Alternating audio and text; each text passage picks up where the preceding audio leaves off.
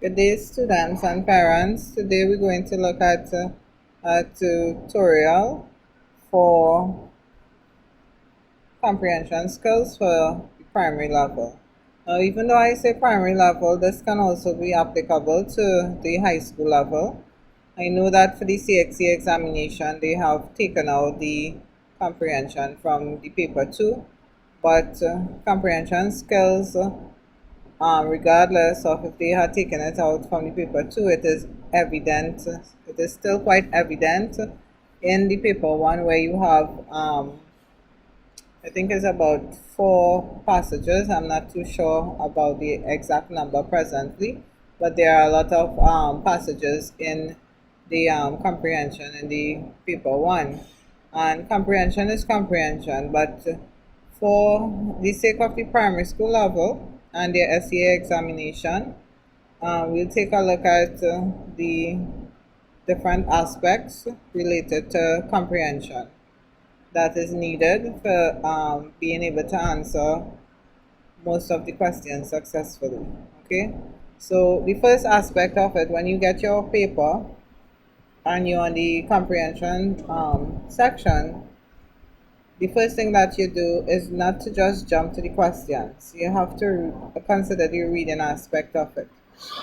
So we have here, now I want to remind people that with the tutorials, because it's a video and a document at the same time, that you can rewind it, pause it, etc. And you can take your time and read through it. Even if I might be moving too quickly, you could read through it. You can take your own notes from it, etc. If it is that you can find some way to possibly even print it, etc. Because technology is so marvelous, the amount of things that you can do, right? So it's up to you to use it however you find it best. You can actually use it while you are answering comprehension question, test papers at home, etc. Because the tutorial is for that purpose. It's for the students who are at home and attempting to do the comprehension passage, the factual passages, and the poem.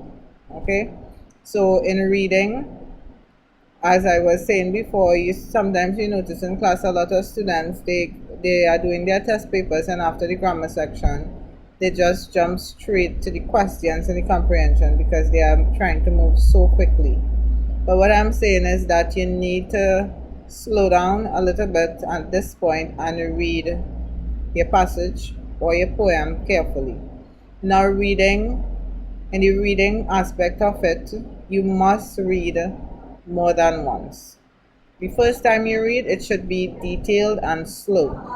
Make sure as to not to miss any important detail. So if it is that you have to underline or highlight any main ideas, etc., that you notice from paragraph to paragraph, you can do so because it might help you to move faster when you are actually answering the questions. Also, you should underline any figurative devices that you come upon, or sensory details, imagery, etc.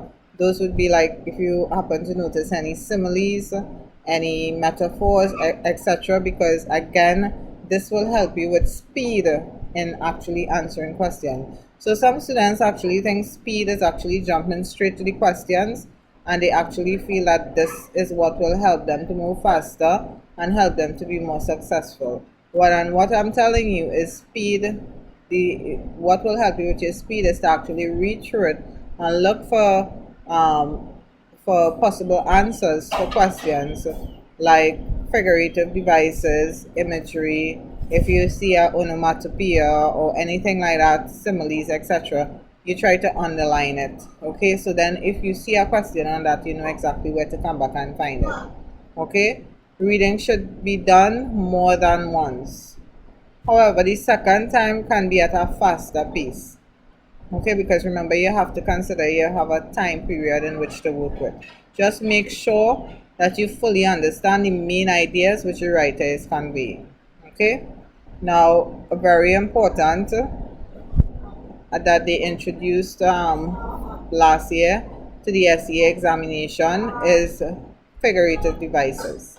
Now, students are being introduced to figurative devices from as soon as probably standard 2 or standard 3, depending on the school and the teacher they have. The most common one would be the simile.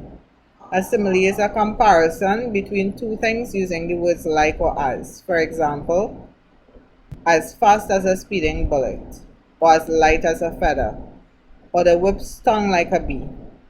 Now, metaphors sometimes confused with similes, but it is also a comparison between two unlike things without the use of like or as.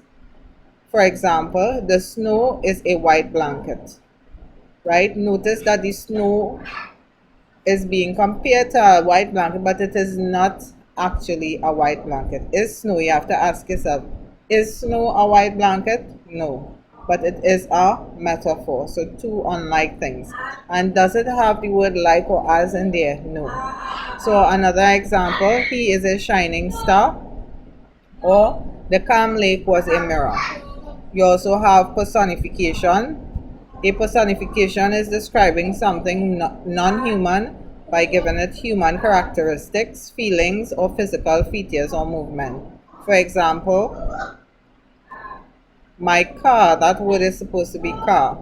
My car is a beauty. My car is a beauty.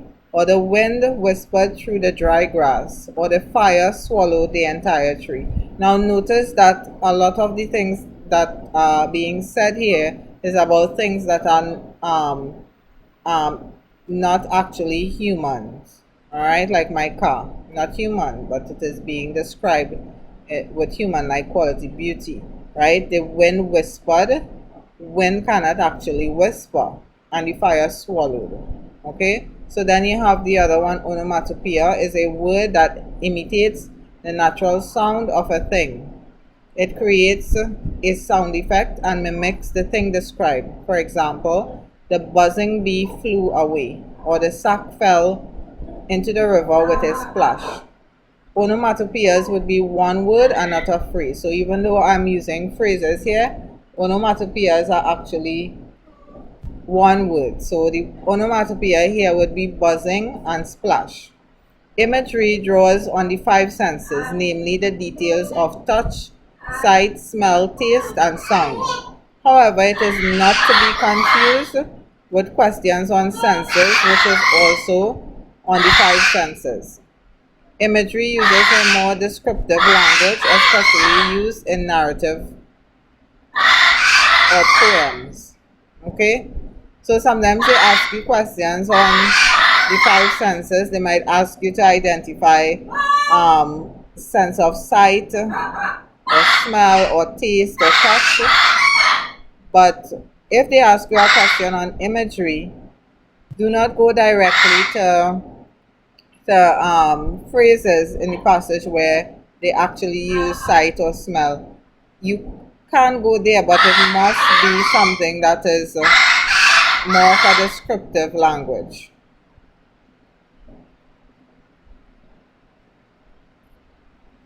Okay, so the next aspect of comprehension is where they actually ask about the five senses, right? They may ask questions on sound, touch, taste, sight, or smell. These are used both in the factual passages and poems, and can be easily identified by considering which of the senses is being used to explain or describe. Now I'm going to go back a little bit to the imagery here. Imagery draws on the five senses. However, you can have imagery using one of the five senses, but it will sound more like a poetic, with a poetic theme. It would sound more descriptive, okay, in terms of its tone, right? However, the five senses, it could be used in the factual passages just to explain or describe any of the five senses like sight, etc. Okay.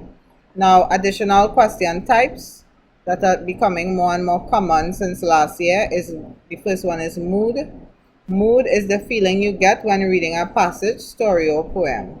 This could be happiness, sadness, darkness, anger, suspicion, loneliness, or even excitement. Now, there are others that you can add to that. So this is not a final list. You should think about the setting and the language used by the author.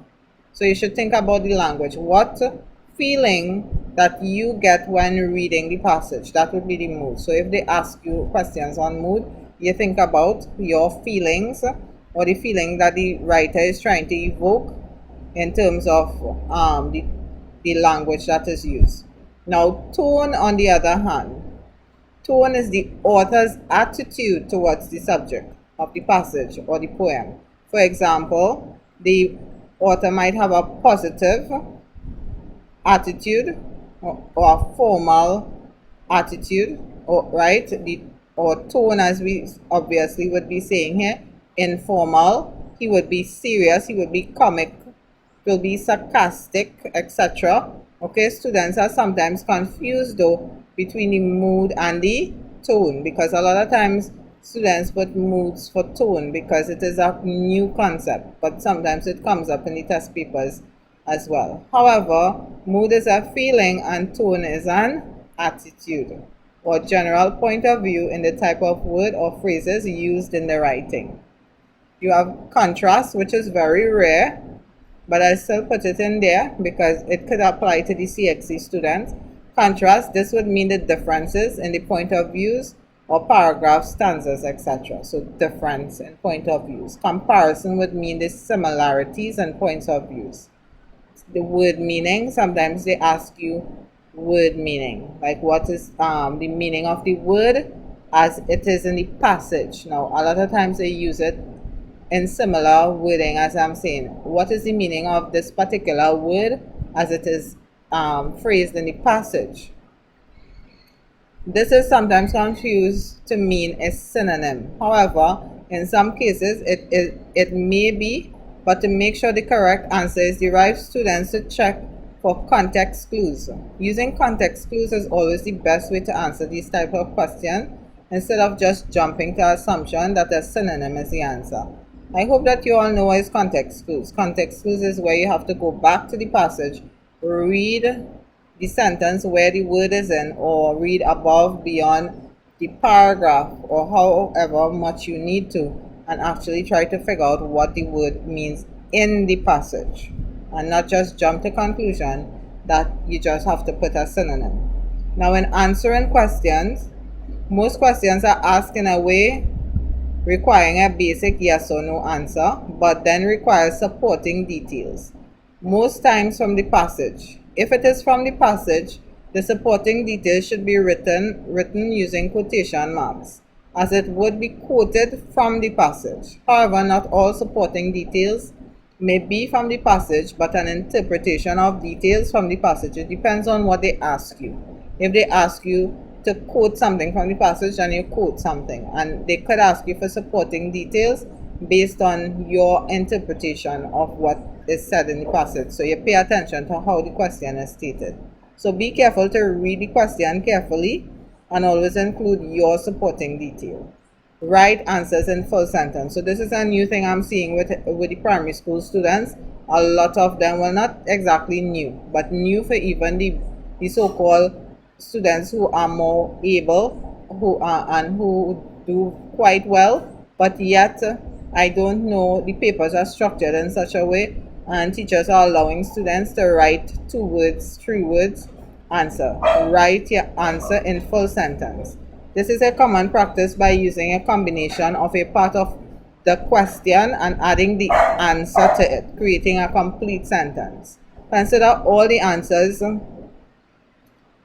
submitted, and if it would be fair to you, for you to achieve the same mark as someone who had made an effort to do so. Also, English has rules. You must follow rules, okay? The next point, pay attention to marks which will be awarded, as it indicates to you how much work you need to put into your writing. Do not take for granted the amount of space given to you to write your answer as well. Use keywords from the question to find answers from the passage. It is sometimes like word search. There's a link between the question and the passage. You should not try to guess an answer based on your knowledge of the topic presented by the author. comprehension requires you to develop your skills in analyzing what someone else is writing about. And most importantly, do not leave blank spaces. Blank spaces means 0 marks. If you try to answer, you could possibly still get a mark or so. So I hope that this tutorial, it is a long note and has a lot of information, even though I am trying to make my tutorials less than 20 minutes because it is so difficult to upload it if I cross a certain amount of time. And believe it or not, I have spent sometimes an entire day trying to do one tutorial and had to break it down into several. So please bear with the speed that I am moving, but you, as I said before, you can go back, you could rewind, you could read it over, etc. To get the full gist of it, and also to make sure to utilize these information. Don't look at it as I know how to do comprehension, right? You want to make sure you score the maximum amount of marks possible, and I hope that this tutorial would have been able to help you.